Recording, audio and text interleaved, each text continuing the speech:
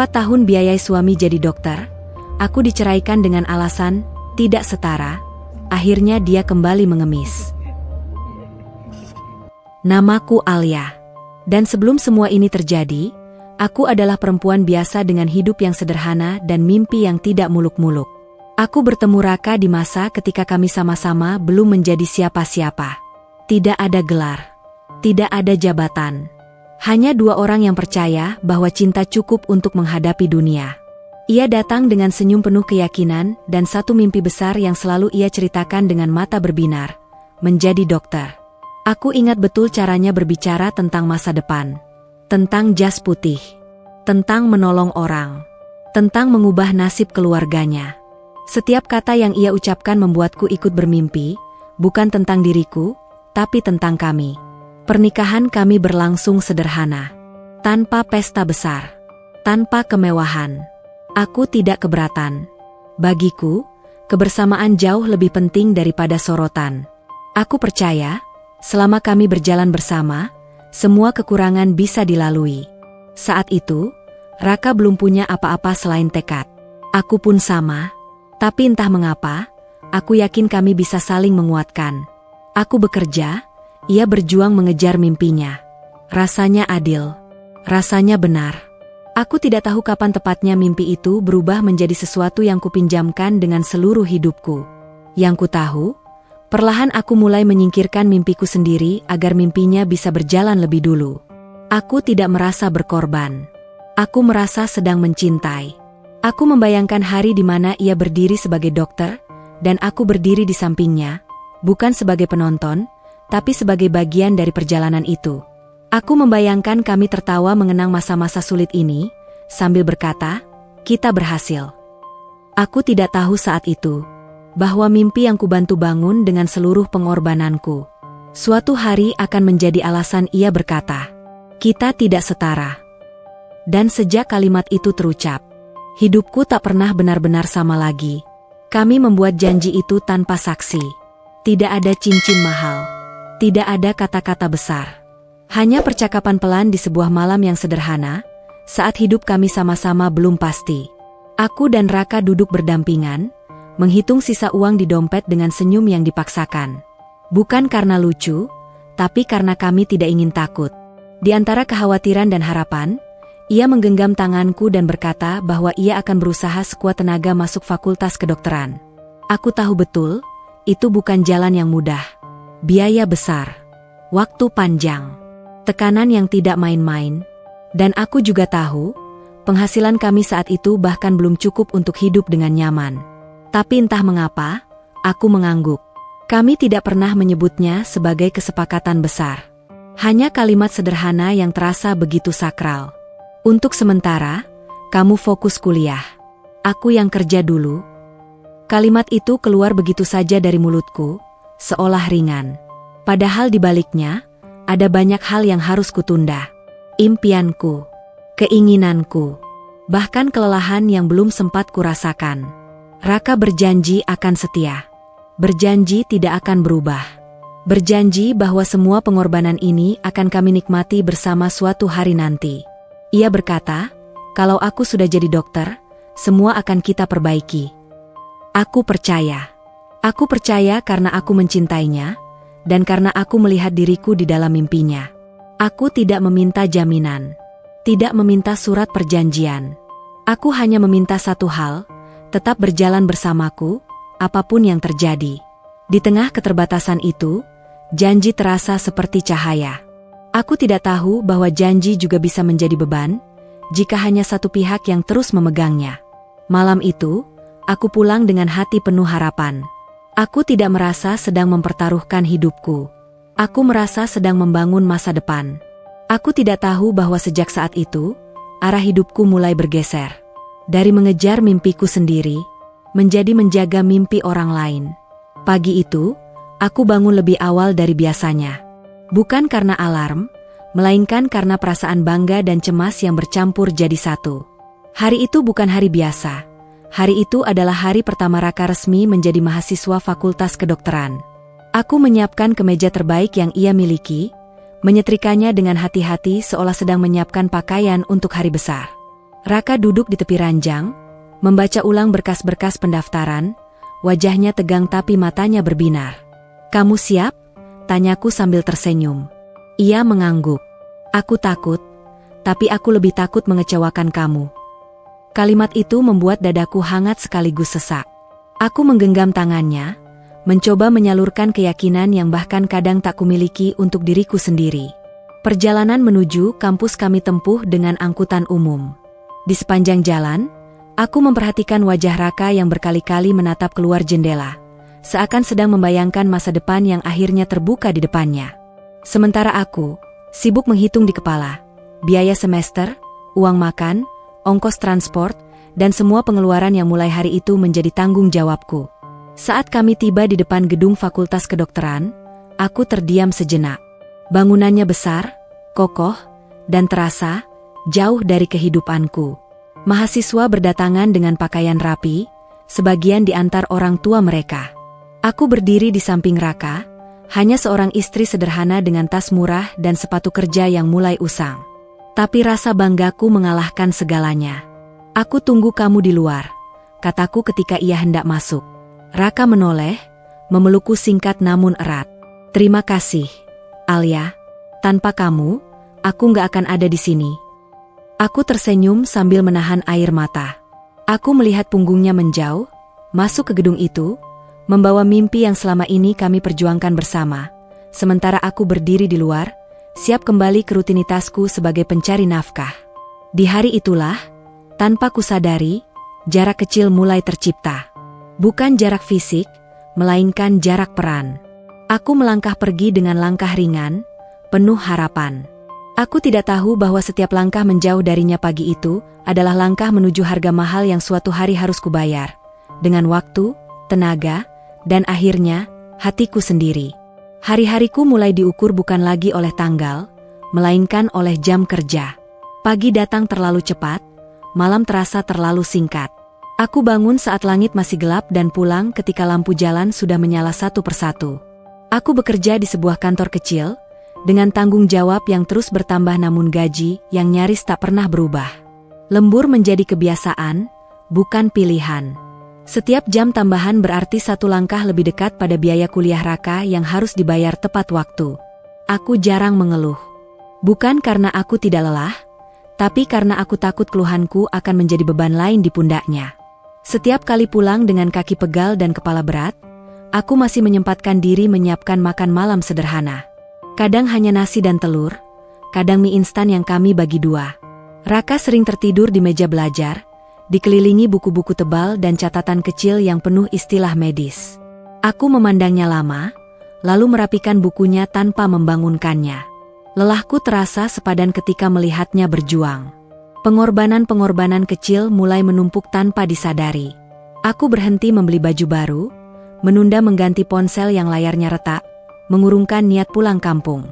Bahkan sakit pun sering kutunda, aku lebih memilih membeli obat murah daripada memeriksakan diri. Di kantor, aku belajar tersenyum meski bahu terasa berat.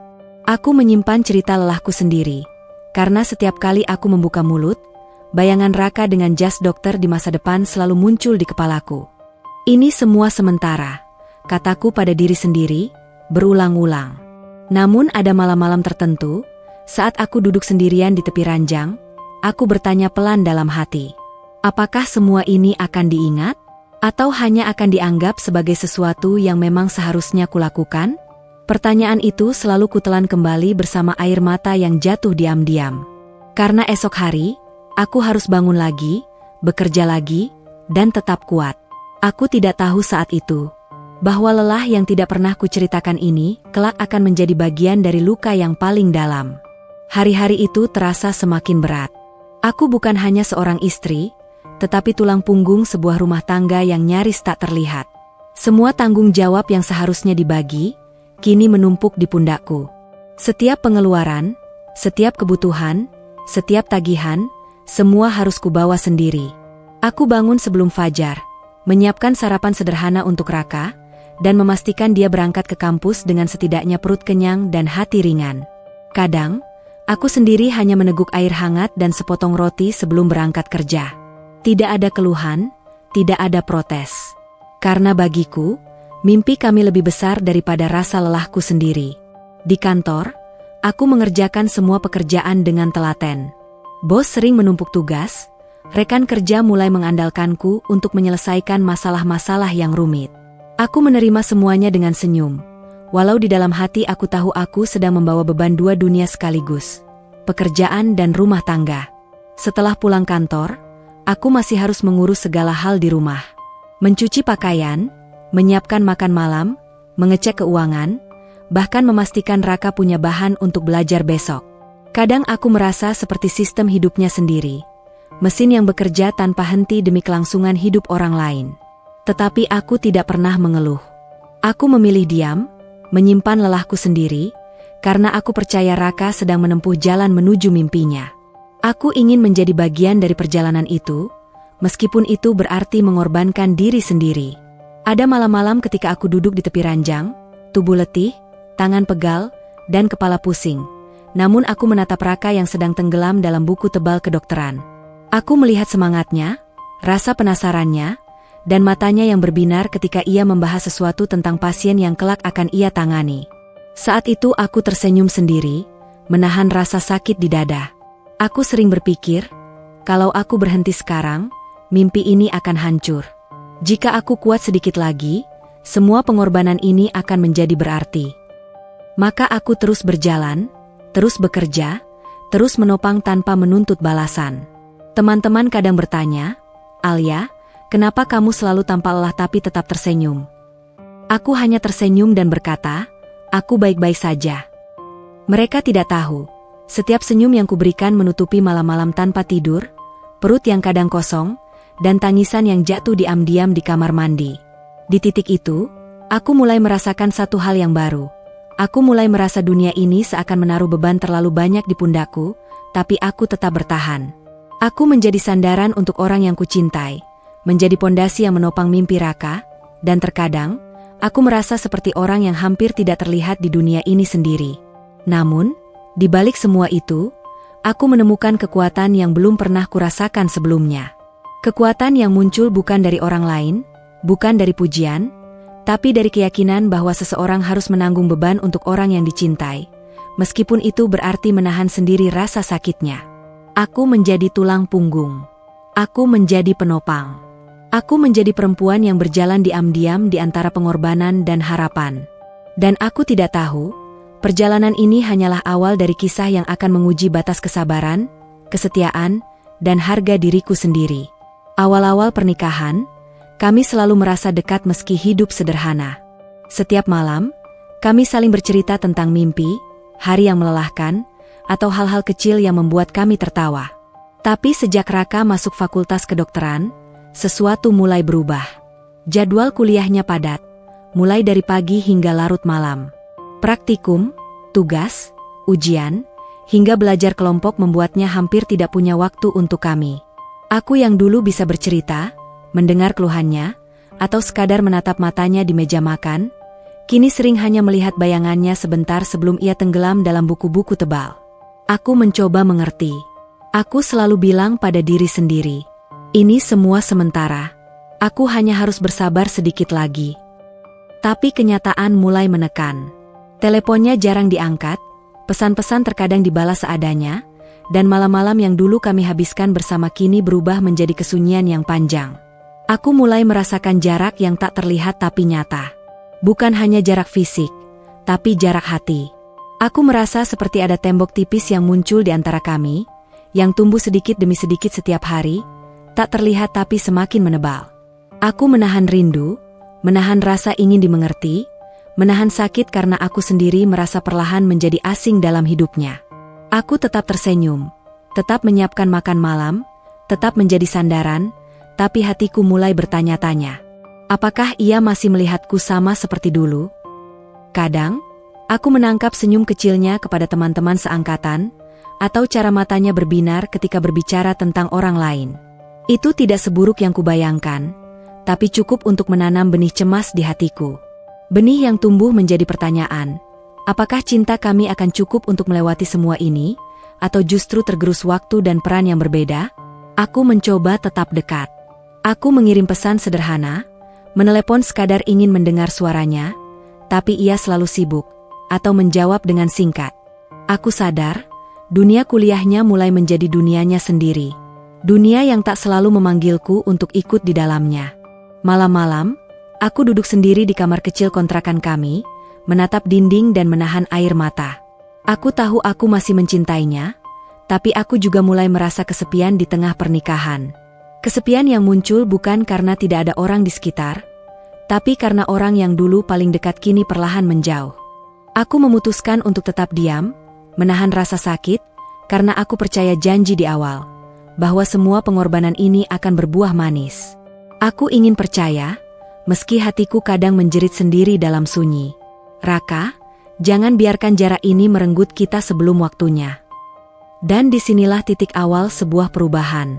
Jarak yang perlahan tumbuh itu bukan hanya tentang fisik atau waktu, melainkan awal dari ujian yang lebih besar, ujian kesetiaan, pengorbanan, dan akhirnya, harga diri. Seiring Raka semakin tenggelam dalam kuliah kedokteran, aku mulai merasakan dunia barunya yang berbeda dari kami. Dunia yang tidak lagi kuisi, tidak lagi kuikuti, dan dunia itu perlahan mulai menariknya menjauh dariku. Di kampus, ia bertemu teman-teman seangkatan yang cerdas, ambisius, dan penuh gairah. Mereka berbicara tentang praktikum, rumah sakit, pasien, dan masa depan yang gemilang. Aku senang ia menemukan teman, senang ia belajar, senang ia bahagia. Tapi ada satu hal yang tidak pernah kuduga. Aku mulai merasa asing dalam hidupnya sendiri. Raka pulang larut malam, wajah lelah tapi berbinar saat menceritakan sesuatu yang baru ia pelajari. Ia tertawa dengan temannya lewat telepon, membandingkan catatan, atau menonton video edukasi bersama kelompok belajar. Aku mendengar semua itu dari luar kamar, hanya menjadi saksi yang diam. Suatu hari, aku pertama kali mendengar namanya, Nadia. Teman seangkatan yang menurut ceritanya, cerdas dan menyenangkan. Awalnya aku tersenyum, berpikir, bagus kalau ia punya teman dekat. Tapi ada sesuatu di matanya yang berbeda saat ia menyebut nama itu, sesuatu yang membuat hatiku bergetar tanpa alasan jelas. Hari-hari berikutnya, aku mulai merasakan pergeseran kecil. Raka sering menunda pulang, lebih banyak menghabiskan waktu dengan kelompok belajarnya, dan terkadang tertawa sendiri setelah membaca pesan dari salah satu teman seangkatan. Aku mencoba percaya bahwa semua itu hanya bagian dari dunia barunya, bagian dari perjuangan menjadi dokter. Namun, perlahan aku mulai menyadari satu hal yang menakutkan. Dunia kedokteran itu bukan hanya tentang ilmu dan pasien, tapi juga tentang persaingan, perhatian, dan hubungan sosial yang bisa merubah seseorang. Dan Raka, tanpa sadar, mulai terseret masuk ke dalam lingkaran itu. Malam-malam aku duduk sendiri, menatap buku catatanku yang terbengkalai, memikirkan perbedaan antara dunia kami dan dunia yang kini menjadi dunianya. Aku mulai merasa kehadiranku tidak lagi mutlak penting. Aku masih menopang keuangannya, masih menyiapkan makan, masih menjadi rumahnya, tetapi hatinya mulai berbagi dengan lingkaran baru yang tidak kuisi. Ada saat-saat ketika aku ingin menegur, ingin bertanya, ingin menariknya kembali ke dunia kami. Tapi aku menahan diri. Aku takut merusak semangatnya, takut dianggap mengganggu, takut terlihat tidak mendukung mimpinya. Maka aku tetap diam, tetap mendukung, sambil merasakan jarak itu tumbuh semakin nyata. Dan disinilah titik awal yang menakutkan. Lingkaran baru itu, yang kupikir hanya sebatas teman dan belajar, perlahan mulai menjadi tempat di mana hatinya bisa berpaling. Aku tidak tahu kapan, tapi aku mulai merasakan bayangan pengkhianatan pertama dalam hubungan kami. Aku menatap jendela malam itu, menahan air mata, sambil berbisik pelan pada diriku sendiri. Alia, bersabarlah. Ini semua masih ujian. Jangan biarkan rasa cemburu dan takut merusak pengorbananmu. Tetapi sesuatu dalam hatiku sudah mulai berubah. Sebuah firasat gelap yang membuat setiap malam terasa lebih panjang, dan setiap senyum Raka sedikit lebih berat untuk kuterima. Dunia barunya bukan hanya lingkaran pertemanan, ia adalah pertanda bahwa hidup kami akan segera diuji dengan cara yang tak pernah kubayangkan. Perasaan itu datang tanpa suara. Tidak ada pertengkaran, tidak ada kata-kata kasar. Hanya kesunyian yang semakin sering duduk di antara kami. Raka semakin jarang melibatkanku dalam ceritanya. Jika dulu aku adalah orang pertama yang ia cari untuk berbagi kabar tentang nilai ujian, dosen galak, atau tugas berat, kini aku hanya mengetahui semuanya dari sisa-sisa percakapan yang tak selesai. Aku mendengar ceritanya terpotong-potong. Tentang rapat mendadak. Tentang kelompok belajar baru. Tentang seseorang yang pintar banget, atau enak diajak diskusi. Namaku jarang disebut. Bahkan dalam rencana masa depannya, aku mulai merasa tak terlihat. Suatu malam, aku bertanya dengan hati-hati, nanti setelah lulus, kamu mau kerja di mana? Raka menjawab sambil tetap menatap layar ponselnya. Belum tahu. Banyak opsi. Tidak ada kata kita dalam jawabannya. Aku mulai merasa seperti tamu di rumah sendiri. Aku tahu jam kepulangannya bukan lagi kebiasaan, tapi perkiraan. Aku tahu ia sibuk. Tapi aku juga tahu bahwa sibuk bukan alasan untuk menghilangkan seseorang. Aku berdiri di dapur, memasak makan malam yang seringkali dingin sebelum disentuh. Aku duduk di ruang tamu, menunggu langkah kaki yang semakin jarang terdengar. Aku tidur lebih awal, bangun sendiri, dan memulai hari tanpa sapaan. Raka tidak sepenuhnya pergi, tapi ia juga tidak sepenuhnya ada. Aku bertanya pada diriku sendiri, kapan terakhir kali ia menatapku dan benar-benar melihatku? Kapan terakhir kali ia menyebut namaku dengan nada yang sama seperti dulu? Jawabannya menyakitkan. Aku menyadari bahwa keterasingan tidak selalu berarti ditinggalkan secara fisik. Kadang, ia hadir dalam bentuk yang lebih kejam, diabaikan perlahan oleh orang yang paling kita cintai. Dan di titik itulah, aku mulai merasa sendiri, meski masih berstatus istri. Aku pertama kali mendengar tentang perempuan itu secara tidak sengaja. Namanya disebut ringan, nyaris tanpa makna, setidaknya begitu yang ingin ditampilkan Raka. Teman seangkatanku, katanya suatu malam, sambil membuka sepatu. Dia pintar. Sering satu kelompok sama aku. Aku mengangguk. Tidak ada yang aneh. Dunia kedokteran penuh orang-orang cerdas, dan aku tidak merasa perlu mencurigai apapun. Namun sejak malam itu, nama itu terlalu sering muncul. Ia disebut saat Raka bercerita tentang tugas. Disebut saat ia mengeluh soal jadwal. Bahkan disebut saat aku tidak bertanya apapun. Seolah tanpa sadar, perempuan itu telah menjadi bagian dari hari-harinya. Dia ngerti banget materinya. Dia cepat nangkap. Kalau diskusi sama dia, waktunya nggak kerasa. Aku mendengarkan dalam diam. Aku tidak ingin terlihat cemburu. Aku tidak ingin menjadi istri yang mencurigai tanpa bukti. Tapi ada perasaan asing yang menyelinap setiap kali nama itu diucapkan. Perasaan yang sulit dijelaskan, tapi terlalu kuat untuk diabaikan. Aku mulai memperhatikan hal-hal kecil. Cara Raka tersenyum saat membaca pesan di ponselnya.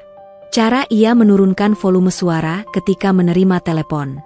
Cara ia menjawab singkat ketika aku bertanya lebih jauh. Siapa tadi? Teman kampus. Jawaban yang sama. Selalu sama. Aku mencoba mengingatkan diri sendiri, aku istrinya. Aku yang menemaninya dari nol. Aku yang membiayai kuliahnya. Tidak ada alasan bagiku untuk merasa terancam. Namun kenyataan seringkali tidak sejalan dengan keyakinan. Perempuan itu mungkin hanya teman seangkatan. Tapi caranya hadir dalam hidup Raka, terlalu sering, terlalu dekat, membuatku merasa sedang berdiri di luar lingkaran yang tidak kuundang masuk. Aku belum tahu siapa dia sebenarnya. Tapi sejak namanya mulai mengisi ruang di antara kami, aku tahu satu hal. Sesuatu sedang berubah, dan aku bukan bagian dari perubahan itu. Awalnya hanya rasa tidak nyaman yang samar. Bukan kemarahan, bukan juga kecurigaan yang jelas. Hanya kegelisahan yang datang tanpa sebab yang bisa kujelaskan. Naluri itu muncul dari hal-hal kecil. Terlalu kecil untuk dijadikan tuduhan, terlalu besar untuk diabaikan. Raka mulai lebih sering menjaga ponselnya. Layar selalu menghadap ke bawah. Kata sandinya diganti tanpa alasan.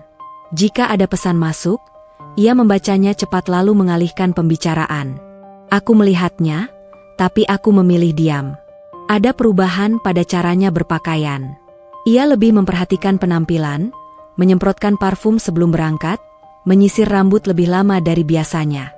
Semua terlihat wajar, tapi bagiku, yang telah hidup bersamanya bertahun-tahun, perubahan sekecil itu terasa asing. Ia juga mulai sering membandingkan, meski tanpa niat menyakiti. Di kampus, istrinya teman-temanku banyak yang karirnya bagus. Lingkungan kami beda cara mikirnya. Kalimat-kalimat itu tidak diarahkan padaku, tapi tetap saja mendarat di hatiku. Malam-malamku dipenuhi pertanyaan yang tak berani kuucapkan. Aku ingin bertanya langsung, tapi aku takut jawabannya akan menghancurkan apa yang tersisa. Aku menekan rasa curiga itu dalam-dalam, meyakinkan diri bahwa aku hanya terlalu lelah, terlalu sensitif. Percayalah, bisikku pada diri sendiri. Dia suamimu. Namun naluri perempuan jarang keliru. Setiap kali aku menatapnya, ada jarak yang tak bisa kutembus. Ia ada di depanku, tapi pikirannya sering entah di mana. Aku berdoa agar kegelisahan ini salah. Aku berharap naluriku hanya ketakutan yang berlebihan. Karena jika tidak, jika perasaanku benar, maka aku tahu, aku sedang berdiri di ambang luka yang lebih besar dari yang sanggup kutahan. Dan yang paling menyakitkan, aku menunggu semuanya sendirian. Aku akhirnya membuat satu pilihan yang menurutku paling aman saat itu, percaya. Bukan karena aku tidak merasakan kejanggalan, tetapi karena aku ingin menjaga rumah tangga ini tetap utuh. Aku meyakinkan diri bahwa kecurigaanku hanyalah hasil dari kelelahan, bahwa pikiranku sedang mencari-cari kesalahan di tengah tekanan hidup yang tak ringan. Aku berkata pada diriku sendiri, dia suamimu. Dia tidak akan menyakitimu. Setiap kali naluri itu muncul, aku menekannya dengan alasan-alasan yang masuk akal. Ia sibuk, wajar jika berubah. Lingkungan barunya menuntut banyak hal, wajar jika ia terlihat berbeda. Aku memilih melihat pengorbananku sebagai investasi cinta, bukan risiko. Aku berhenti bertanya terlalu banyak. Aku berhenti memperhatikan detail-detail kecil yang dulu membuat dadaku sesak. Aku menutup telinga dari suara hatiku sendiri, karena aku takut suara itu akan memaksaku menghadapi kenyataan yang belum siap kuterima. Aku tetap menyiapkan makan malam, tetap menunggu kepulangannya, tetap tersenyum meski hatiku berantakan. Di hadapannya, aku berusaha menjadi istri yang tenang, yang mengerti, yang tidak menuntut. Raka tampak nyaman dengan keputusanku itu. Ia tidak lagi merasa perlu menjelaskan apapun secara rinci. Dan aku membiarkannya, karena kupikir kepercayaan adalah bentuk cinta tertinggi. Aku tidak sadar bahwa dengan memilih percaya tanpa batas, aku juga menghapus ruang untuk kejujuran. Di titik itu, aku percaya bahwa kesetiaan akan dijawab dengan kesetiaan. Bahwa pengorbanan tidak akan dikhianati. Bahwa rumah tangga ini cukup kuat untuk melewati apapun. Aku salah. Tapi saat itu, aku belum tahu. Yang ku tahu hanyalah satu hal, aku rela menahan sakit demi sesuatu yang kusebut cinta. Tahun-tahun itu terasa panjang, seolah waktu berjalan lebih lambat hanya untuk menguji seberapa kuat aku bertahan. Setiap semester baru datang dengan angka-angka yang membuat dadaku sesak. Biaya kuliah Raka terus naik, sementara penghasilanku tetap harus dibagi untuk kebutuhan hidup kami sehari-hari. Aku mulai hidup dengan perhitungan yang ketat. Aku mencatat setiap pengeluaran, memotong hal-hal kecil yang dulu terasa sepele. Makan di luar menjadi kemewahan, membeli baju baru terasa seperti dosa. Bahkan saat tubuhku menolak lelah, aku tetap memaksa diri bekerja lebih keras. Tekanan itu tidak hanya menggerogoti dompet, tapi juga pikiranku. Aku sering pulang dengan kepala berat dan dada kosong. Di rumah, aku berharap menemukan pelukan atau sekadar percakapan hangat. Namun yang kudapati seringkali hanyalah keheningan dan Raka yang tenggelam dalam dunianya sendiri. Kami jarang bertengkar. Dan justru itu yang paling menyakitkan. Tidak ada ledakan emosi yang bisa kulepaskan. Tidak ada tangisan yang bisa kudengar sebagai tanda bahwa aku masih berarti. Yang ada hanya rasa sendiri, perlahan, tapi konsisten, di dalam pernikahan yang seharusnya menjadi tempat pulang. Aku duduk di ruang tamu, menatap jam dinding yang berdetak terlalu keras. Aku berbicara pada diri sendiri, menenangkan hati yang gelisah. Kadang aku bertanya, apakah ini yang disebut perjuangan bersama, atau aku hanya sedang berjuang sendirian? Raka terlihat semakin percaya diri. Dunia kampusnya memberinya panggung, memberinya pengakuan. Sementara aku, semakin jarang merasa dilihat. Aku hadir, tapi seperti bayangan. Di malam-malam tertentu, saat aku tak bisa tidur, aku menyadari satu hal yang menakutkan. Aku kelelahan, tapi tidak ada yang menyadarinya. Dan rasa sendiri itu, lebih berat dari segala beban finansial, mulai menggerogoti hatiku. Aku masih bertahan. Bukan karena aku kuat, tapi karena aku belum tahu cara pergi. Aku masih bertahan. Bukan karena aku kuat, tapi karena aku belum tahu cara pergi. Di tahun-tahun itu, hampir seluruh hidupku berputar pada satu tujuan, masa depan Raka. Uang, waktu, tenaga, semuanya kuarahkan ke satu titik yang bukan lagi tentang kita, melainkan tentang dia. Aku mengambil lembur tambahan. Aku menerima pekerjaan sampingan yang menyita akhir pekanku. Hari libur tak lagi berarti istirahat, melainkan kesempatan untuk menambah pemasukan. Aku belajar hidup dengan tubuh yang lelah dan pikiran yang jarang tenang. Tabunganku habis satu persatu. Bukan untuk liburan. Bukan untuk impianku sendiri. Melainkan untuk buku, praktikum, dan biaya yang tak pernah berhenti datang. Aku menunda banyak hal yang dulu ingin ku kejar. Keinginan melanjutkan pendidikan. Mimpi membuka usaha kecil. Bahkan rencana sederhana untuk sekadar berlibur berdua. Semua kutaruh di rak paling tinggi, dengan harapan suatu hari bisa kuambil kembali. Setelah aku lulus, kata Raka suatu malam, nanti semua akan berubah. Aku mengangguk, meski hatiku ragu. Kalimat itu telah terlalu sering diucapkan, terlalu lama digenggam sebagai janji. Aku mulai menyadari bahwa aku tidak lagi membiayai hidup bersama, melainkan membangun tangga untuknya naik sendirian. Tapi aku menolak memikirkan itu. Aku menutup mata, karena membuka mata berarti harus mengakui bahwa aku mungkin sedang kehilangan diriku sendiri. Di balik senyum yang kutunjukkan, ada kelelahan yang tak sempat sembuh. Di balik dukungan yang kuberikan, ada harapan yang mulai rapuh.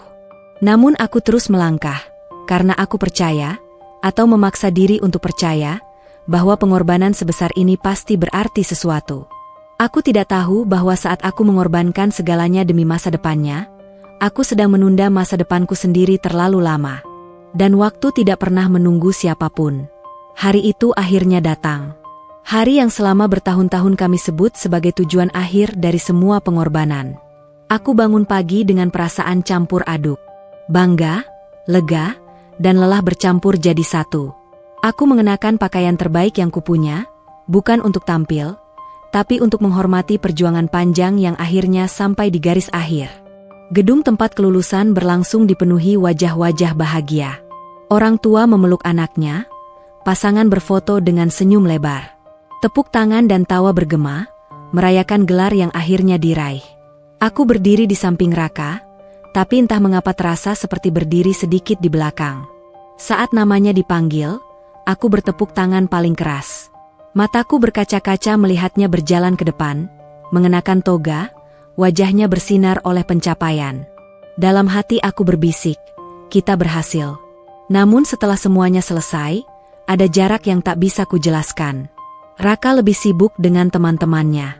Ia tertawa, berfoto, dan berbincang tentang rencana masa depan, tentang rumah sakit, tentang spesialisasi, tentang kota-kota besar. Aku berdiri di sampingnya, tapi jarang diajak masuk ke dalam percakapan.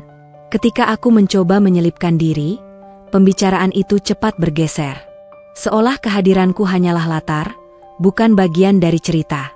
Tidak ada pelukan panjang. Tidak ada ucapan terima kasih yang tulus. Hanya senyum singkat dan kalimat ringan, nanti kita ngobrol di rumah. Di perjalanan pulang, kami lebih banyak diam. Aku menatap jendela, melihat bayangan diriku sendiri, lelah, bangga, dan entah mengapa, kosong. Hari yang seharusnya hangat justru terasa dingin. Aku menyadari bahwa kelulusan ini bukan akhir dari perjuangan, melainkan awal dari sesuatu yang tidak kukenal. Dan untuk pertama kalinya, aku bertanya pada diri sendiri dengan jujur. Di hidupnya yang baru ini, apakah masih ada tempat untukku? Kalimat itu diucapkan tanpa amarah, tanpa teriakan, tanpa air mata. Justru karena itulah ia menghancurkan segalanya. Kami duduk berhadapan di ruang tamu malam itu. Lampu menyala redup. Sisa kebisingan hari kelulusan masih terasa di udara, tapi rumah kami sunyi. Aku menunggu, berharap pembicaraan sederhana, ucapan terima kasih, rencana kecil, atau sekadar pelukan yang tertunda sejak pagi. Raka menatapku lama, lalu menghela napas. "Alia," katanya akhirnya, aku rasa, kita sudah tidak setara lagi. Aku tidak langsung memahami maksudnya. Kata-kata itu terdengar asing, seperti berasal dari percakapan yang bukan milik kami. Tidak setara? Bagaimana? Tanyaku pelan. Ia menunduk sejenak, lalu menatap lurus, seolah telah menyiapkan kalimat itu jauh sebelum malam ini. Cara berpikir kita beda. Lingkungan kita beda. Dunia aku sekarang juga beda. Setiap katanya jatuh satu persatu, seperti palu yang menghantam dada. Aku ingin memotong, ingin membantah, ingin mengingatkannya pada tahun-tahun yang telah kami lewati. Tapi suaraku tertahan di tenggorokan. Ini bukan salah kamu, lanjutnya cepat. Ini soal kecocokan. Aku tersenyum tipis, senyum orang yang berusaha tetap berdiri meski lantai di bawah kakinya runtuh. Dalam kepalaku berputar satu pertanyaan sederhana. Kapan kami menjadi tidak setara? Apakah saat aku bekerja keras membiayai kuliahnya? Atau saat aku menunda mimpiku demi mimpinya? Atau saat aku tetap percaya meski naluriku berteriak? Aku ingin bertanya, tapi jawabannya terasa tidak lagi penting. Kalimat itu sudah cukup jelas. Malam itu, satu kalimat meruntuhkan bertahun-tahun pengorbanan. Mengubah cinta menjadi jarak. Mengubah perjuangan menjadi kenangan yang tak lagi dihargai. Dan aku tahu, setelah kata-kata itu diucapkan, tidak ada yang bisa kembali seperti semula. Aku sempat berpikir kalimat itu hanyalah luapan emosi sesaat. Bahwa setelah malam itu, Raka akan menenangkan diri, lalu kembali bicara sebagai suami yang pernah berjuang bersamaku. Aku menunggu penjelasan. Aku menunggu permintaan maaf. Aku menunggu diskusi, apapun yang menunjukkan bahwa aku masih layak diperjuangkan. Yang datang justru selembar surat.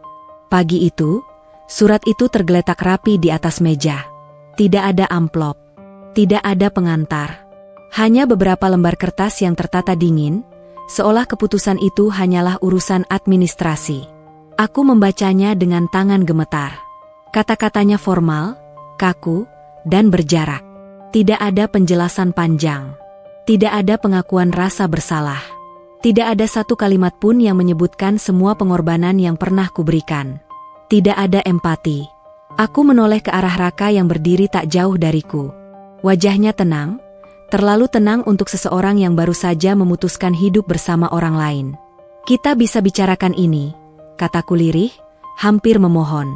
Ia menggeleng pelan. Aku sudah memikirkannya matang-matang. Itu saja. Tidak ada ruang untuk tanyaku. Tidak ada kesempatan untuk memperbaiki. Surat itu menjadi garis pemisah yang kejam, antara aku sebagai istri dan aku sebagai orang asing. Semua kenangan, janji, dan perjuangan seolah tidak cukup penting untuk dibahas. Aku merasa kecil. Bukan karena perceraian itu sendiri, tapi karena caranya diputuskan. Seolah aku tidak layak mendapatkan penjelasan yang manusiawi. Hari itu, aku menandatangani surat itu dengan hati mati rasa. Bukan karena aku setuju, tapi karena aku kehabisan tenaga untuk berjuang sendirian. Dan saat tinta itu mengering di atas kertas, aku menyadari satu hal pahit. Aku kehilangan suami tanpa pernah benar-benar diajak bicara. Pagi setelah surat itu ditandatangani, aku bangun dengan perasaan asing. Tidak ada pesan singkat. Tidak ada suara langkah di kamar. Tidak ada panggilan, Alia, yang biasa kudengar meski jarang. Aku menatap langit-langit dan menyadari satu hal yang menyakitkan. Aku bukan lagi istrinya. Status yang selama bertahun-tahun melekat padaku. Istri, pasangan, pendamping perjuangan, hilang begitu saja. Tanpa upacara. Tanpa penutup yang layak. Hanya sebuah tanda tangan dan keheningan yang panjang. Aku duduk di tepi ranjang, mencoba mengingat bagaimana caranya menjalani hari sebagai seseorang yang tiba-tiba tidak memiliki peran. Selama ini, hidupku berpusat pada kami. Kini, kata itu menghilang, meninggalkan ruang kosong yang tak tahu harus diisi dengan apa. Aku pulang ke rumah orang tuaku membawa tas berisi pakaian dan luka yang tak terlihat. Di hadapan mereka, aku tersenyum dan berkata aku baik-baik saja. Tapi di kamar, saat pintu tertutup, aku runtuh. Aku kehilangan arah. Aku tidak tahu apa yang harus kulakukan setelah semua pengorbananku tidak lagi memiliki tujuan. Mimpiku tertunda terlalu lama hingga aku lupa bentuknya. Rutinitas yang dulu menopang hidupku kini terasa hampa. Malam-malam menjadi waktu tersulit. Tidak ada lagi orang untuk ditunggu. Tidak ada lagi alasan untuk menahan lelah demi seseorang. Yang tersisa hanya pertanyaan yang berputar tanpa jawaban. Siapa aku sekarang? Tanpa peran sebagai istri? Aku menangis tanpa suara. Bukan karena aku ingin kembali, tapi karena aku harus menerima bahwa cinta dan pengorbananku tidak cukup untuk membuat seseorang tetap tinggal. Hari-hari itu, aku tidak merasa kalah. Aku merasa kosong. Dan dari kehampaan itulah, aku mulai memahami bahwa kehilangan terbesar bukanlah dia, melainkan diriku sendiri. Kebenaran itu tidak datang sebagai pengakuan. Ia datang perlahan, melalui potongan-potongan cerita yang awalnya tidak ingin kudengar. Beberapa minggu setelah perceraian, seorang kenalan lama menghubungiku. Suaranya ragu, seolah takut melukai, tapi juga tak tega menyembunyikan sesuatu yang seharusnya ku ketahui. Alia, kamu sudah tahu tentang Raka dan temannya di kampus. Aku diam terlalu lama sebelum menjawab. Jantungku berdebar, bukan karena terkejut, tapi karena naluriku akhirnya menemukan jawabannya. Sedikit demi sedikit, cerita itu terbuka. Tentang kedekatan yang dimulai dari diskusi kelompok. Tentang kebersamaan yang semakin intens saat aku sibuk bekerja dan membiayai hidup kami. Tentang perempuan itu, teman seangkatannya, yang kini sering terlihat bersamanya, bahkan sebelum perceraian kami resmi selesai. Nama yang dulu hanya kudengar sepintas kini terasa berat di kepalaku. Aku tidak menangis saat itu. Air mataku seperti sudah habis lebih dulu oleh kecurigaan yang kutekan bertahun-tahun. Yang kurasakan justru keheningan yang menusuk. Keheningan dari kebenaran yang akhirnya berdiri telanjang di hadapanku. Semua potongan kecil yang dulu kuabaikan kini menyatu. Senyum di layar ponsel. Pulang larut yang tak bisa dijelaskan. Kalimat, kita tidak setara, yang kini terasa memiliki makna lain. Bukan tentang kesetaraan, melainkan tentang pilihan. Aku akhirnya mengerti, aku tidak ditinggalkan karena kurang, tapi karena aku tidak lagi sesuai dengan dunia barunya. Dan perempuan itu, yang tumbuh bersamanya di lingkungan yang sama, menjadi cermin dari hidup yang ingin ia jalani. Malam itu, aku duduk sendirian, menatap lantai, dan untuk pertama kalinya sejak perceraian, aku membiarkan diriku menangis. Bukan karena ingin kembali, tapi karena akhirnya aku berhenti menyalahkan diri sendiri. Kebenaran memang menyakitkan. Tapi lebih menyakitkan lagi hidup bertahun-tahun dalam kebohongan. Dan di saat itulah, aku tahu. Aku tidak kehilangan suami yang baik. Aku kehilangan ilusi yang selama ini kupeluk terlalu erat.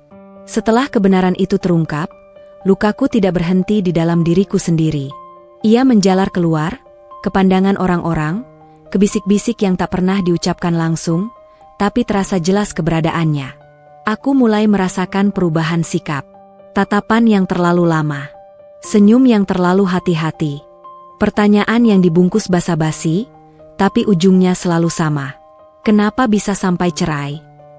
Kamu nggak tahu sebelumnya? Pertanyaan-pertanyaan itu terdengar sederhana, tapi menghantam harga diriku berkali-kali. Seolah aku gagal bukan hanya sebagai istri, tapi juga sebagai perempuan yang seharusnya lebih peka. Ada yang bersimpati, ada yang diam, dan ada pula yang tanpa sadar menaruh beban kesalahan di pundakku. Aku menunduk lebih sering. Bukan karena aku bersalah, tapi karena aku lelah menjelaskan. Aku lelah harus membuktikan bahwa aku telah berjuang sekuat yang kubisa. Yang paling menyakitkan adalah rasa malu yang muncul tanpa kuundang. Malu karena gagal mempertahankan rumah tangga. Malu karena kisah pengorbananku berakhir dengan pengkhianatan. Malu karena namaku kini disebut dengan nada iba. Namun di balik semua itu, ada satu hal yang kupeluk erat. Harga diriku. Aku menolak membiarkan cerita orang lain menentukan nilaiku. Aku mungkin ditinggalkan, tapi aku tidak murahan. Aku mungkin dikhianati, tapi aku tidak bodoh. Aku mungkin terluka, tapi aku tidak hancur sepenuhnya.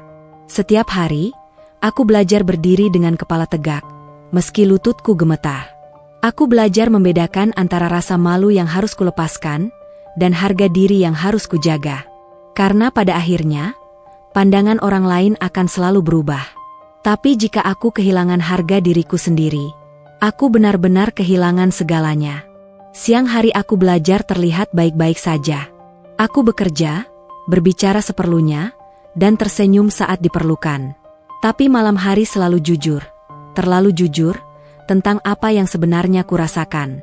Begitu lampu kamar dimatikan dan dunia menjadi sunyi, air mataku jatuh tanpa peringatan. Aku menangis bukan hanya karena kehilangan Raka, tapi karena kehilangan seluruh hidup yang pernah kurencanakan bersamanya. Malam-malam itu terasa panjang dan kejam. Ingatan datang tanpa diundang.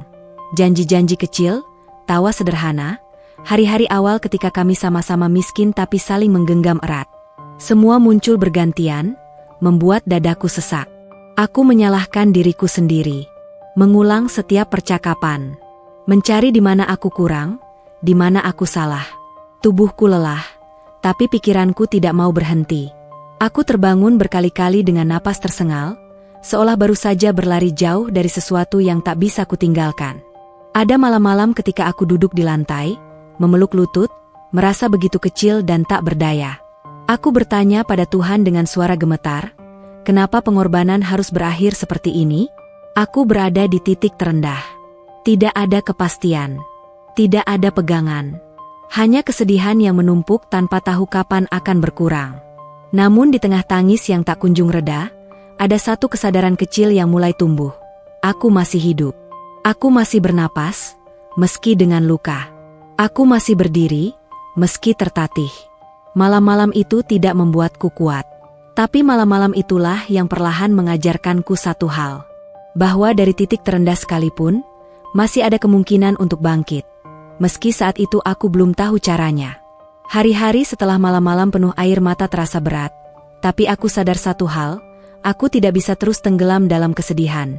Aku harus belajar berdiri sendiri, bukan karena aku ingin, tapi karena tidak ada pilihan lain. Awalnya, langkahku terasa kecil dan goyah. Aku mulai dengan hal-hal sederhana, menyiapkan makanan sendiri, merapikan rumah, menata jadwal kerja agar tidak lagi tergantung pada siapapun. Setiap kali aku melakukan satu hal dengan mandiri, ada perasaan lega yang muncul, sedikit, tapi nyata. Aku belajar mencintai rutinitas. Memasak untuk diriku sendiri bukan lagi sekadar kewajiban, tapi menjadi ritual kecil yang menenangkan. Mencuci pakaian, membersihkan rumah, menyelesaikan pekerjaan kantor, semua terasa seperti cara untuk mengambil kembali kendali hidupku. Selain itu, aku mencoba memperluas duniamu. Aku mulai berjalan kaki ke taman, membaca buku yang pernah kutunda, bahkan ikut kelas singkat online untuk hal-hal yang selalu ingin kupelajari. Semua itu terasa aneh pada awalnya, karena aku terbiasa menempatkan hidupku di sekitar Raka, tapi perlahan memberi rasa kebebasan kecil yang kuasaikan pada diriku sendiri. Aku juga mulai menulis. Menulis jurnal, menulis cerita tentang hari-hariku, tentang rasa sakit, tentang mimpi-mimpi yang sempat tertunda. Kata demi kata menjadi pelampiasan. Aku menuliskan kemarahan yang tidak bisa kuucapkan, kesedihan yang terlalu dalam untuk dibagikan, dan harapan yang mulai muncul meski samar. Di luar rumah, aku belajar berbicara dengan orang lain tanpa rasa takut. Berinteraksi dengan teman, tetangga, dan kolega memberiku energi baru. Aku menyadari bahwa aku bisa memiliki dunia sendiri, yang tidak tergantung pada siapapun, bahkan Raka. Namun proses ini tidak instan. Masih ada malam-malam ketika air mata jatuh lagi, ketika rasa kehilangan menyelimuti hatiku. Tapi kini, aku menangis bukan hanya karena kesedihan, tapi juga sebagai tanda bahwa aku sedang memproses luka dan belajar melepaskan. Yang paling penting, aku mulai menyadari satu hal. Aku masih utuh, meski hidupku telah hancur sementara waktu. Aku belajar menerima bahwa berdiri sendiri tidak berarti kesepian, tapi menjadi awal untuk menemukan diriku yang hilang selama ini. Langkah demi langkah, aku mulai menata hidupku kembali. Tidak tergesa-gesa, tidak terburu-buru.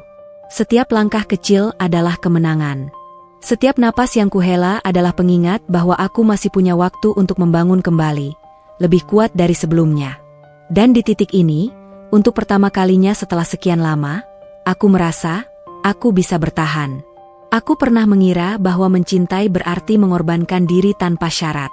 Bahwa menjaga rumah tangga berarti menunda mimpi, menanggung lelah, dan menelan rasa sakit sendiri.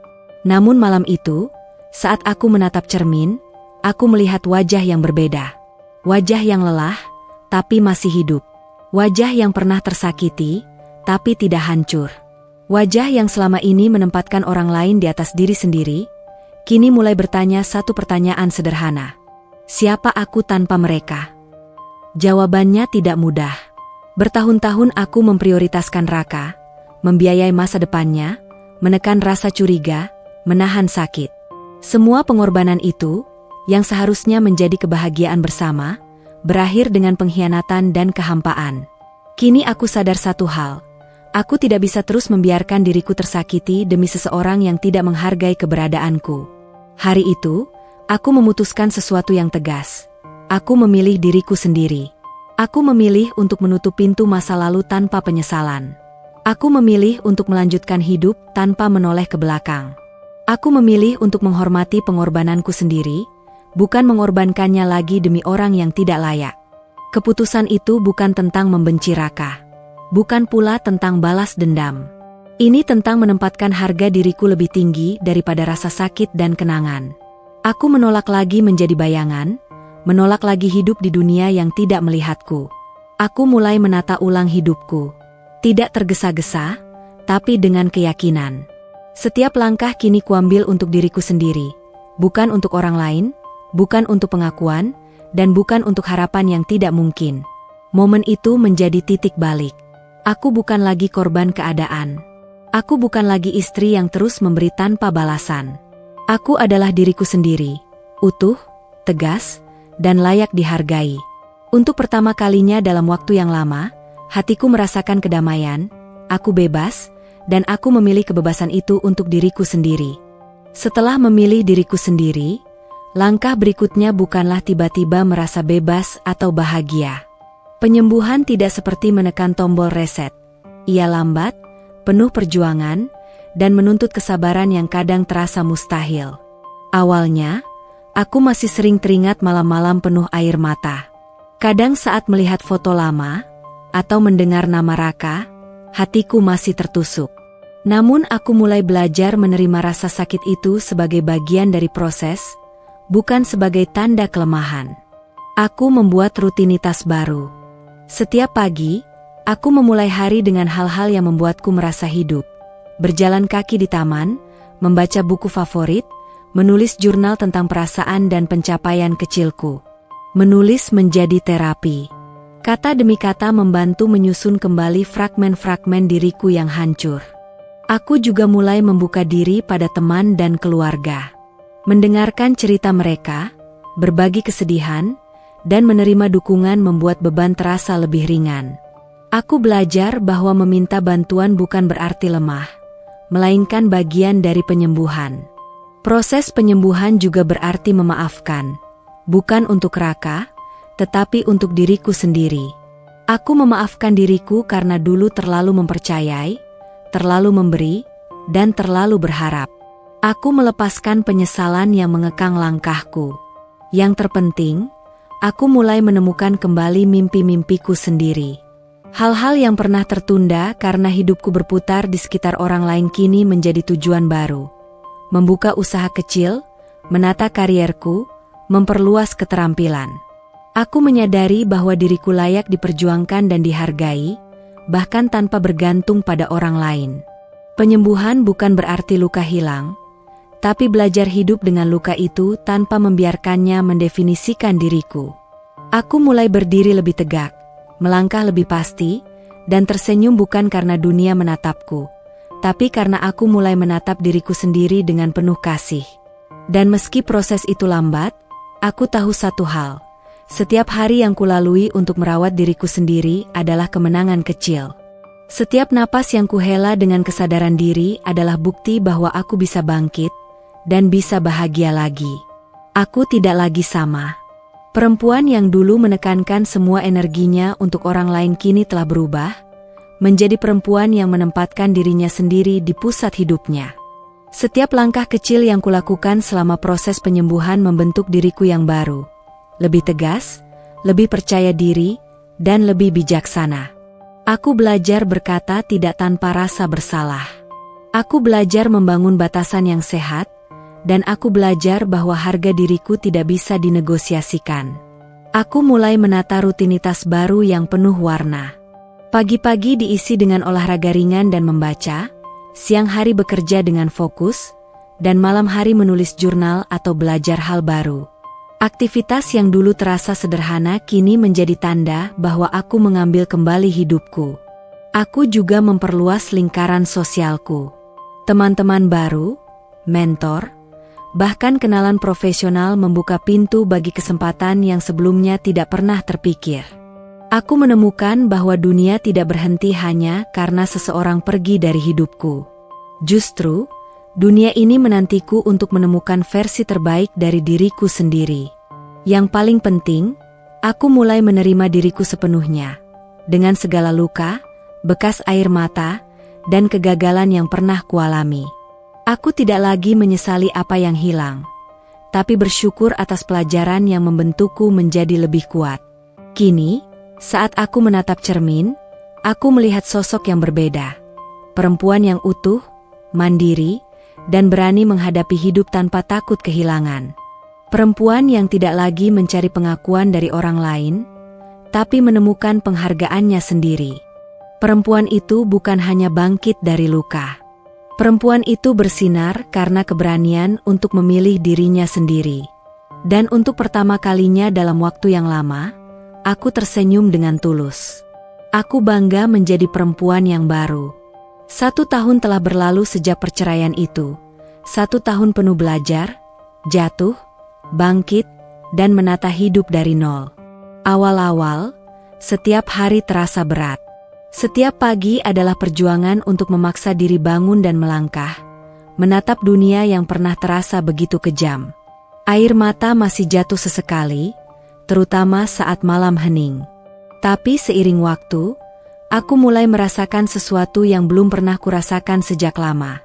Kebebasan dalam mengendalikan hidup sendiri. Aku membangun rutinitas yang stabil, yang sebelumnya terasa mustahil. Pagi diisi dengan olahraga ringan atau jalan-jalan di taman, memberi tubuh energi dan pikiran ketenangan. Siang hari sibuk bekerja, mengurus pekerjaan kantor dan proyek sampingan yang kulakukan untuk menabung demi mimpi-mimpiku sendiri. Malam hari, aku menulis jurnal atau membaca buku, menenangkan hati, dan merencanakan langkah ke depan. 1 tahun berlalu, dan aku mulai melihat hasil dari ketekunan itu. Aku memiliki penghasilan yang stabil, teman-teman baru yang mendukung, dan kepercayaan diri yang tumbuh perlahan tapi pasti. Aku mulai menyadari bahwa aku bisa bahagia sendiri, tanpa bergantung pada siapapun.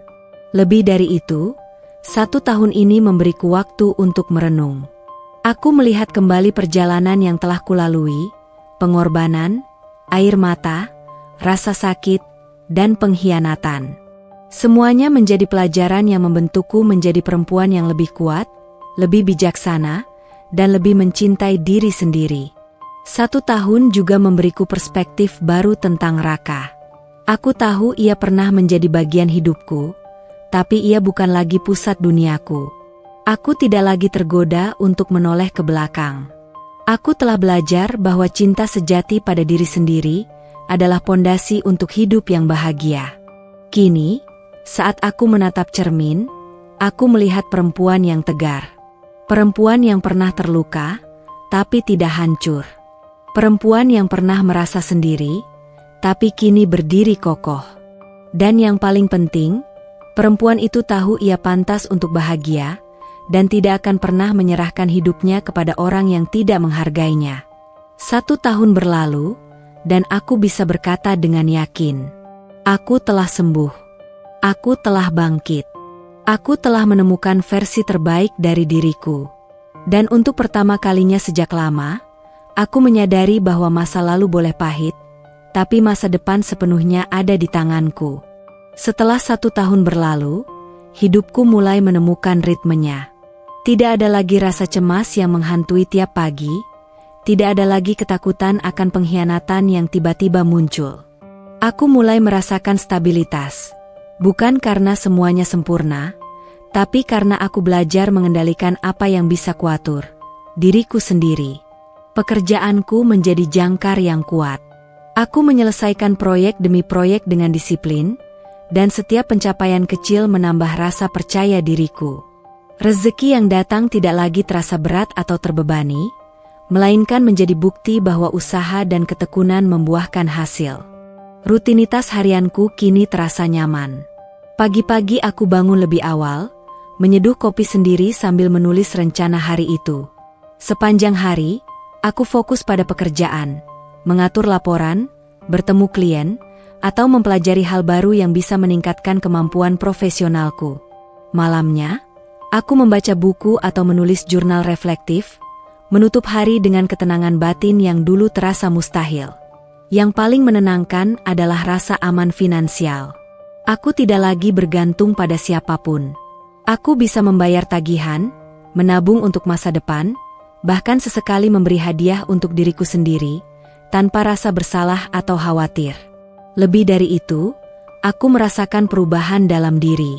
Aku lebih disiplin, lebih teratur, dan lebih tegas dalam setiap keputusan. Tidak ada lagi ketergantungan emosional pada orang lain yang bisa mengacaukan hidupku. Aku belajar bahwa stabilitas bukan sekadar soal materi, tapi juga soal mengendalikan diri, menghargai waktu, dan menjaga hati tetap tenang. Hidup yang dulu terasa kacau dan penuh luka kini perlahan menjadi tatanan yang nyaman. Aku tidak lagi menoleh ke masa lalu, karena aku tahu, yang penting bukan siapa yang meninggalkan atau mengkhianati, tapi bagaimana aku membangun masa depan yang kukontrol sendiri. Aku tersenyum sendiri, menyadari bahwa meski perjalanan masih panjang, aku telah menemukan pondasi yang kuat untuk berdiri dan melangkah lebih jauh. Pagi itu aku sedang menyesap kopi sambil meninjau laporan pekerjaan, ketika ponselku bergetar. Biasanya aku menunda membuka pesan dari nomor yang tidak kukenal, tapi kali ini ada sesuatu yang membuat jariku berhenti sejenak. Pesan itu singkat, sederhana, namun membuat dadaku serasa ditahan oleh ribuan beban. Alia, aku butuh bicara. Aku dalam masalah besar. Tolong bantu aku. Seketika, seluruh ingatan tentang pengkhianatan dan pengorbanan yang tak dihargai kembali menyeruak. Detak jantungku meningkat, campuran antara kemarahan dan kekhawatiran.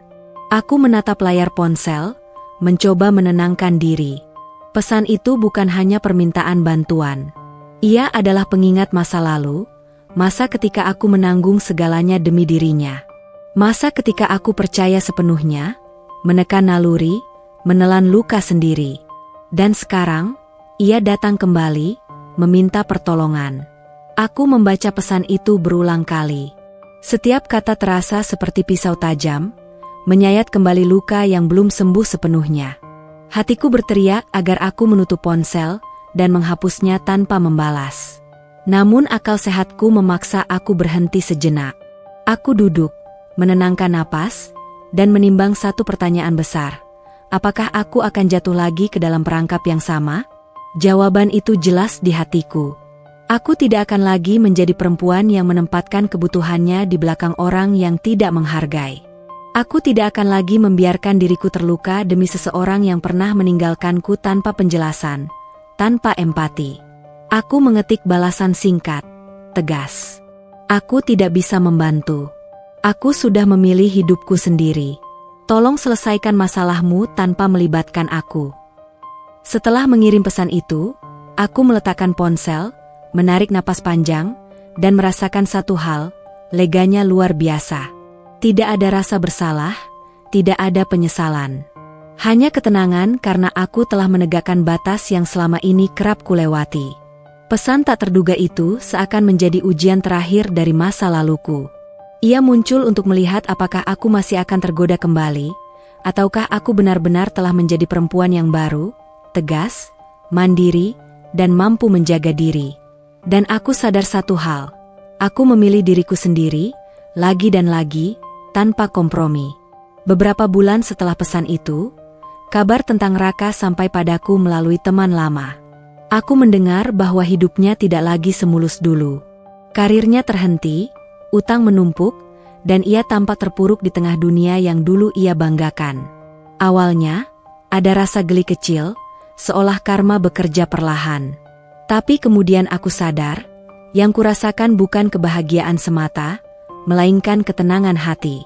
Aku tidak lagi terikat pada kesedihan atau kemarahannya. Aku berdiri di sisi lain kehidupan, stabil, mandiri, dan utuh. Aku membayangkan wajahnya, orang yang dulu meninggalkanku tanpa penjelasan, yang pernah bersikap dingin dan egois, kini menghadapi kenyataan pahit yang harus ia tanggung sendiri. Aku tidak menertawakannya. Aku tidak bersorak.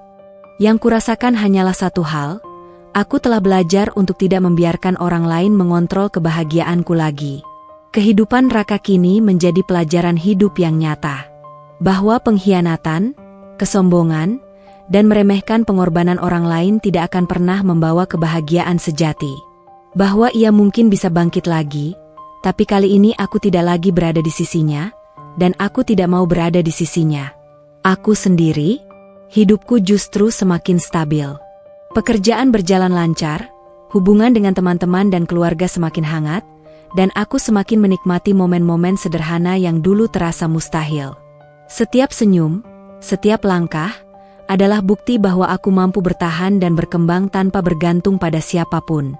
Di malam yang tenang, aku duduk di balkon rumah, menyeruput teh hangat, dan menyadari satu hal.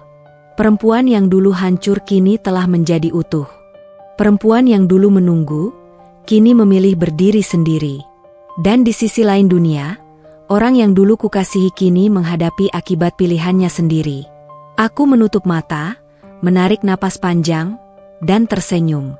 Tidak ada dendam, tidak ada penyesalan, hanya ketenangan yang lahir dari pengalaman, luka, dan kebijaksanaan. Aku tidak lagi terikat masa lalu. Aku hanya fokus pada hidupku sendiri. Dan untuk pertama kalinya, rasanya benar-benar bebas. Setelah bertahun-tahun penuh luka, pengkhianatan, dan pengorbanan yang tak dihargai, aku kini berdiri di puncak kebangkitan diriku sendiri. Kebangkitan ini bukan tiba-tiba. Ia lahir dari proses panjang, malam-malam penuh air mata, rasa malu yang harus ditelan, kerja keras yang tanpa henti, dan keputusan tegas untuk menempatkan diriku sendiri di atas segalanya. Aku membangun hidup yang stabil, finansial, emosional, dan mental. Pekerjaanku berkembang pesat, membuka peluang baru yang sebelumnya terasa jauh di luar jangkauan.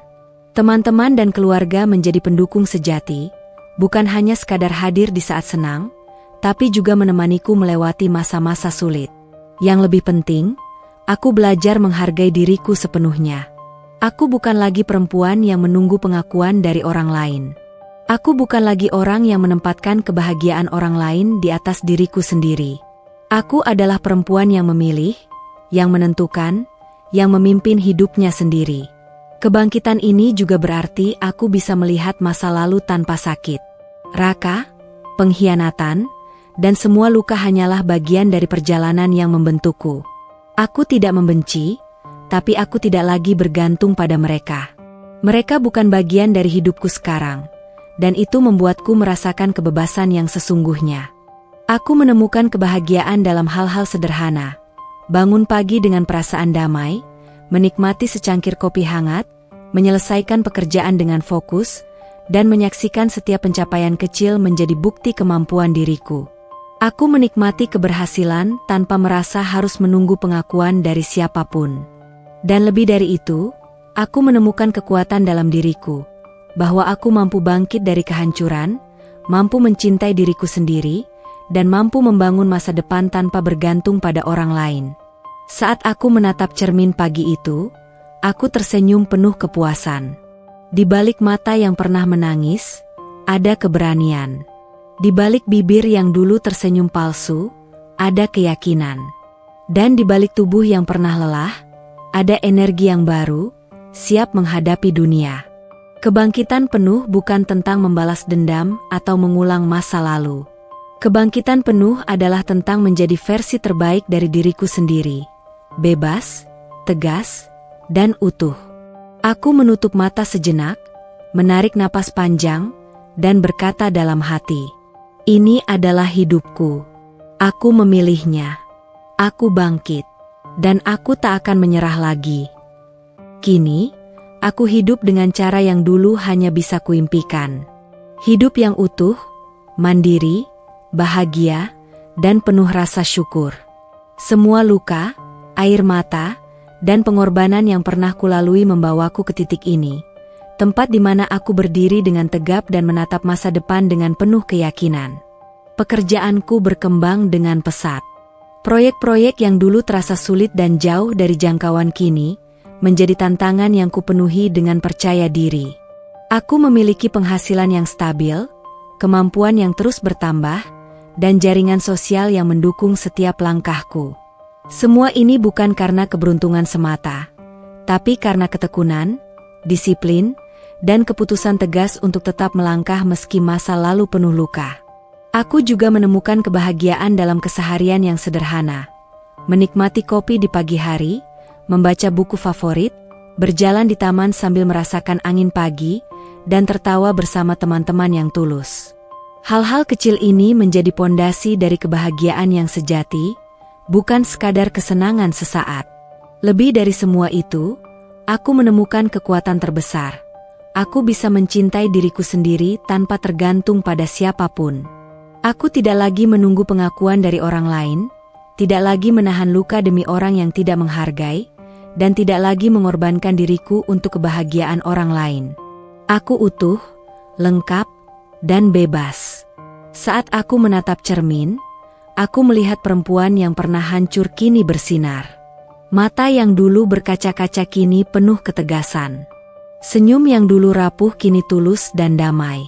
Dan hati yang dulu terluka kini penuh keyakinan bahwa aku pantas untuk bahagia, sukses, dan dihargai.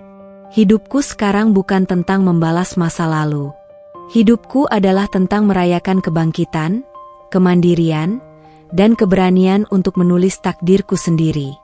Aku berdiri bukan sebagai orang yang pernah terluka, tetapi sebagai perempuan yang telah belajar dari luka itu, menjadi lebih kuat, lebih bijaksana, dan lebih utuh dari sebelumnya. Dan di setiap langkah yang kuambil hari ini, aku selalu mengingat satu hal. Aku hidup untuk diriku sendiri. Aku bahagia dengan caraku sendiri, dan aku telah menemukan versi terbaik dari diriku. Sementara aku menata hidupku, Raka dan perempuan yang dulu menjadi bagian dari kisah gelapku menjalani hidup mereka sendiri, namun tidak sesempurna yang mungkin dibayangkan. Kabar-kabar yang sampai kepadaku membuatku tersadar bahwa pilihan Raka membawa konsekuensi nyata. Dunia yang dulu ia banggakan sebagai mahasiswa kedokteran kini terasa rapuh. Hubungannya dengan perempuan itu ternyata tidak seindah cerita yang mereka tunjukkan. Terjadi ketegangan, perbedaan nilai, dan ketidakcocokan yang perlahan muncul. Raka, yang dulu percaya bahwa pengkhianatan dan ego bisa memberinya kebahagiaan, kini mulai merasakan pahitnya konsekuensi dari keputusan itu. Tanggung jawab finansial, tekanan pekerjaan, dan tuntutan lingkungan yang keras membuatnya kewalahan. Sedangkan perempuan itu, yang tampak selalu mendukungnya, ternyata memiliki ambisi dan kepentingan sendiri, sering bentrok dengan Raka, dan tidak selalu peduli dengan kesulitan yang ia alami. Mereka berdua menghadapi kenyataan yang sama. Hidup bukan sekadar kebahagiaan semu. Keputusan untuk meninggalkanku, orang yang selama ini menanggung beban dan mendukungnya, membuat Raka harus membayar mahal atas pilihannya sendiri. Aku mendengar cerita dari orang-orang yang melihat mereka. Raka terlihat lebih gelisah, sering pusing menghadapi utang dan proyek yang tersendat, sementara perempuan itu mulai menunjukkan sisi yang menuntut dan egois. Mereka tampak seperti pasangan yang berjarak secara emosional, selalu menegosiasikan dunia mereka sendiri, bukan saling menopang. Kontras dengan itu, aku justru menemukan ketenangan. Setiap kali kabar tentang mereka datang, aku merasakan leganya luar biasa, bukan karena ingin mereka menderita, tapi karena aku tidak lagi terjebak dalam drama mereka. Aku tidak lagi menjadi orang yang mengorbankan kebahagiaan, waktu, dan energi untuk orang yang tidak menghargai. Aku belajar satu hal yang sangat berharga. Pengkhianatan dan kesombongan tidak membawa kebahagiaan jangka panjang. Mereka bisa terlihat menang sesaat, tapi pada akhirnya, kenyataan yang harus mereka hadapi sendiri akan menjadi guru paling keras. Sementara itu, hidupku berkembang tanpa terganggu. Kesuksesan, kemandirian, Dan kebahagiaan yang aku raih bukan karena membalas dendam, tapi karena aku fokus pada diriku sendiri. Aku menjadi bukti nyata bahwa orang yang meninggalkan dengan ego dan pengkhianatan akhirnya harus menghadapi akibatnya. Sedangkan yang bertahan dengan kesabaran dan tegas pada dirinya sendiri akan tumbuh lebih kuat. Melalui semua ini, aku belajar untuk tidak lagi menoleh ke belakang dengan dendam. Aku menatap masa depan, sadar bahwa hidupku bukan tentang mereka, tapi tentang bagaimana aku memilih untuk berkembang dan bahagia. Dan di balik semua kabar tentang Raka dan perempuan itu, aku tersenyum kecil. Aku tahu satu hal, aku telah menang dengan caraku sendiri, tenang, mandiri, dan utuh. Aku duduk di balkon rumah, menyeruput secangkir teh hangat, menatap langit senja yang perlahan memudar ke gelap. Angin malam menyapu wajahku dengan lembut, membawa kesadaran yang selama ini kurindukan, masa lalu sudah benar-benar usai. Semua luka, semua air mata, semua pengorbanan yang dulu terasa sia-sia, kini menjadi bagian dari cerita hidupku, bukan beban, tapi pelajaran yang membentukku menjadi perempuan yang kuat, tegas, dan utuh. Raka, pengkhianatan, dan semua drama yang dulu menggerogoti hatiku kini hanya ada sebagai kenangan. Tidak ada dendam, tidak ada penyesalan yang mengikat. Aku belajar bahwa menoleh terlalu lama pada masa lalu hanya akan menahan langkahku. Maka aku memilih menerima, melepaskan, dan melanjutkan hidup. Aku tersenyum, menyadari betapa jauhnya aku telah melangkah. Dulu aku takut sendiri, takut gagal, dan takut menghadapi hidup tanpa dukungan orang yang tidak menghargai. Kini aku memiliki ketenangan, kebebasan, dan kemandirian yang sejati. Aku belajar bahwa kebahagiaan sejati bukan berasal dari orang lain, melainkan dari menghargai diri sendiri, menjalani hidup sesuai pilihan, dan berani melangkah ke depan. Masa lalu mengajarkanku banyak hal. Bahwa pengorbanan harus dibarengi harga diri. Bahwa cinta yang menghancurkan bukan cinta yang pantas dipertahankan. Bahwa seorang perempuan bisa bangkit dari kehancuran, lebih kuat daripada sebelumnya. Sekarang, aku berdiri bukan sebagai korban dari cerita yang pernah menyakitkan, tapi sebagai pemenang dalam hidupku sendiri. Aku bebas memilih siapa yang aku temui, apa yang aku kerjakan, dan bagaimana aku menjalani setiap hari. Aku tidak lagi tergantung pada orang lain untuk merasa utuh. Karena aku telah menemukan kekuatan dalam diriku sendiri. Saat malam semakin gelap dan lampu kota mulai menyala, aku menutup mataku sejenak. Napasku tenang, hatiku damai. Masa lalu boleh pernah ada, tapi sekarang sudah menjadi sejarah yang tidak lagi mengikat. Aku bebas, utuh, dan bahagia, dan itulah kemenangan yang sesungguhnya. Aku menatap cermin pagi itu, melihat sosok yang berbeda dari perempuan yang dulu menangis sendirian di malam-malam sepi. Mata yang kini menatapku penuh ketegasan, senyum yang tidak lagi rapuh, dan aura yang memancarkan ketenangan, semuanya adalah bukti bahwa aku tidak lagi sama. Perempuan yang dulu menyerahkan segalanya untuk orang lain, yang menekan naluri, dan menahan luka demi cinta yang tidak dihargai, kini telah berubah. Aku belajar satu hal yang sangat penting. Kekuatan terbesar seorang perempuan tidak datang dari orang lain, tapi dari kemampuannya untuk mencintai dan menegakkan dirinya sendiri. Setiap luka, setiap air mata, dan setiap pengorbanan yang pernah kualami bukanlah sia-sia. Mereka menjadi guru yang mengajarkan aku tentang batas, harga diri, dan keberanian. Aku menjadi lebih tegas, lebih bijaksana, dan lebih mandiri. Aku mampu berkata tidak tanpa rasa bersalah, dan mampu menolak orang atau situasi yang mencoba meremehkanku. Aku juga belajar bahwa kebahagiaan sejati tidak bergantung pada orang lain. Dulu, aku mengaitkan kebahagiaanku dengan Raka, dengan rumah tangga, dan dengan pengakuan orang lain. Sekarang, aku menemukan bahwa kebahagiaan lahir dari kesadaran bahwa aku layak bahagia, tanpa kompromi, tanpa menunggu izin dari siapapun. 1 tahun berlalu, dan aku menatap dunia dengan perspektif yang baru. Aku bangkit dari kehancuran, membangun hidup yang stabil, menemukan kesuksesan dalam pekerjaan, dan menikmati momen-momen sederhana yang dulu terasa mustahil. Aku merasakan kedamaian yang tak tergantikan, ketenangan karena hidup sesuai pilihanku sendiri. Raka dan semua yang pernah menyakiti kini hanyalah bagian dari sejarah yang tidak lagi menentukan langkahku. Aku tidak dendam, tapi aku tidak lagi menoleh ke belakang. Aku tahu satu hal. Orang yang meninggalkan dengan ego dan pengkhianatan akhirnya menghadapi akibatnya sendiri, sementara aku terus melangkah maju, utuh, dan kuat. Aku tidak lagi sama karena aku telah menemukan diriku yang sebenarnya.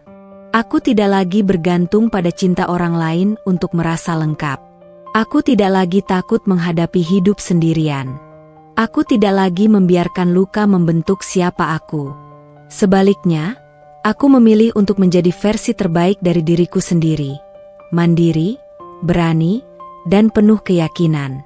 Dan saat aku menatap langit senja dari balkon rumah, aku tersenyum tulus. Aku tidak lagi sama, dan aku bersyukur.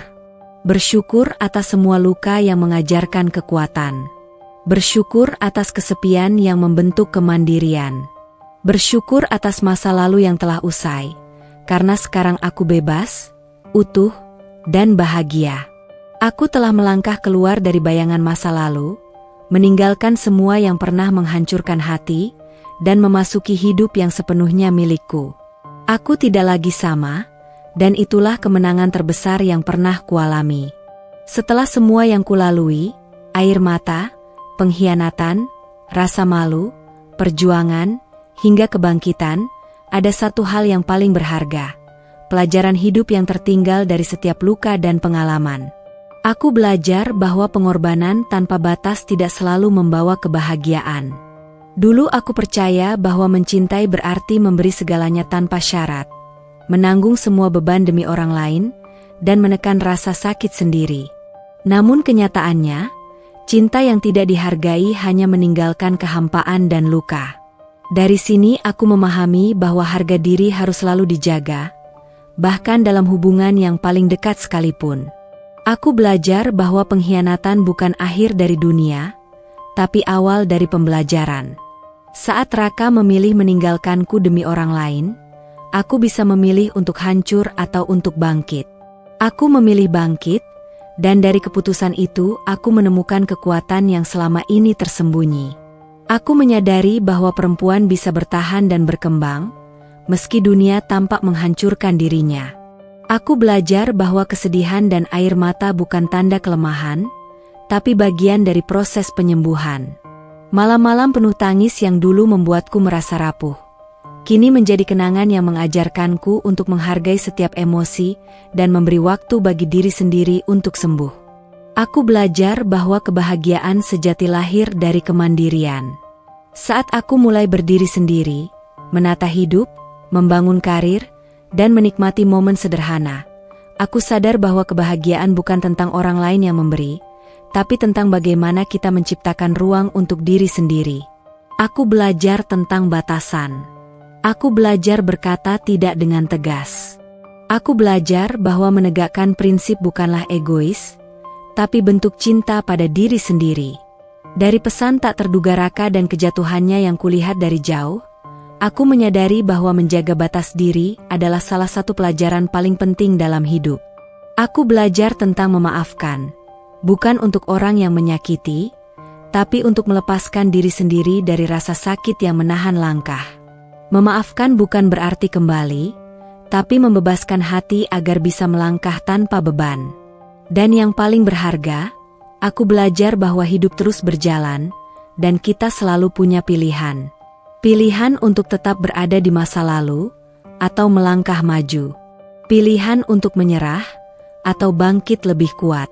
Pilihan untuk menjadi perempuan yang rapuh, atau perempuan yang utuh dan mandiri.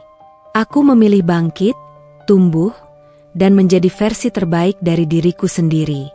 Setiap luka, setiap kegagalan, setiap air mata, kini menjadi bekal dan pelajaran yang tertinggal. Pelajaran itu bukan hanya untukku, tapi untuk siapapun yang pernah merasa dikhianati, tersakiti, atau kehilangan arah. Jangan pernah meremehkan kekuatan diri sendiri. Jangan biarkan orang lain menentukan harga dirimu. Setiap luka adalah guru, setiap air mata adalah tanda kekuatan. Kebahagiaan sejati lahir dari mencintai dan menghargai diri sendiri terlebih dahulu. Aku menatap langit senja lagi, menarik napas panjang, dan tersenyum. Semua perjalanan, semua rasa sakit, semua pengorbanan, semua itu kini menjadi pelajaran hidup yang tidak ternilai harganya. Aku tidak lagi sama. Aku lebih kuat, lebih bijaksana, lebih damai. Dan pelajaran yang tertinggal itu akan selalu menjadi kompasku dalam menjalani setiap hari ke depan. Aku duduk di kursi favoritku, menatap senja yang perlahan memudar di ufuk barat. Angin sore membawa aroma kehidupan yang tenang, seakan menandai satu hal, aku telah menang. Tapi ini bukan kemenangan yang lahir dari balas dendam atau membuat orang lain jatuh. Kemenanganku lahir dari diriku sendiri, dari keputusan untuk tetap utuh, tetap mandiri, dan tetap bahagia. Dulu, aku pernah membayangkan bahwa kebahagiaan hanya bisa diraih dengan dicintai atau diakui oleh orang lain, terutama Raka. Aku pernah merasa bahwa pengorbananku sia-sia, bahwa luka dan air mataku adalah tanda kekalahan. Tapi kenyataannya, kemenangan sejati bukan tentang membalas, melainkan tentang melangkah tanpa membiarkan masa lalu mendikte hidupmu. Raka, ia mungkin pernah mendominasi pikiranku, mengoyak hatiku, dan membuatku merasa tidak berdaya. Tapi sekarang, ia hanyalah bagian dari sejarah. Aku tidak membenci, tidak ingin menjerumuskan, dan tidak ingin memutar kembali luka itu. Aku menang karena aku mampu berdiri sendiri, karena aku mampu memilih kebahagiaanku tanpa bergantung padanya, dan karena aku mampu melepaskan semua yang tidak baik untukku. Kemenangan ini terasa manis karena lahir dari kesabaran, ketegasan, dan cinta pada diri sendiri. Aku belajar untuk menolak orang yang tidak menghargai, menegakkan batasan yang sehat, dan menjaga hati agar tidak mudah tersakiti lagi. Aku belajar bahwa setiap pengorbanan harus diiringi harga diri, setiap air mata harus diikuti pelajaran, dan setiap luka bisa menjadi kekuatan. Aku tersenyum sendiri, menyadari betapa jauhnya aku telah melangkah. Dari perempuan yang takut sendiri, yang menaruh harap pada orang lain, yang terluka karena cinta yang tidak dihargai, aku kini menjadi perempuan yang utuh, bijaksana, dan bebas. Aku menang bukan karena dunia mengakui, bukan karena orang lain terpuruk, tapi karena aku tidak lagi menjadi korban masa lalu. Aku memilih hidupku, aku memilih kebahagiaanku, dan aku memilih diriku sendiri. Dan di titik ini, aku memahami satu hal yang paling penting. Membalas dendam tidak pernah membuat seseorang lebih kuat. Menguasai hidup sendiri, menyembuhkan luka sendiri, dan bahagia atas caramu sendiri, itulah kemenangan yang sesungguhnya. Aku menatap senja terakhir itu, menutup mata sejenak, dan menarik napas panjang. Angin malam berhembus lembut, membawa damai yang selama ini kurindukan. Aku tersenyum tulus, bukan karena dunia menatapku, tapi karena aku telah menemukan kemenangan yang tidak bisa diambil siapapun dariku, kemenangan atas diriku sendiri. Aku menundukkan kepala, dan berkata dalam hati, aku menang. Tanpa membalas, tanpa dendam. Karena hidupku, kebahagiaanku, dan kedamaian hatiku adalah milikku sepenuhnya. Dan untuk pertama kalinya, aku merasa benar-benar bebas. Tamat.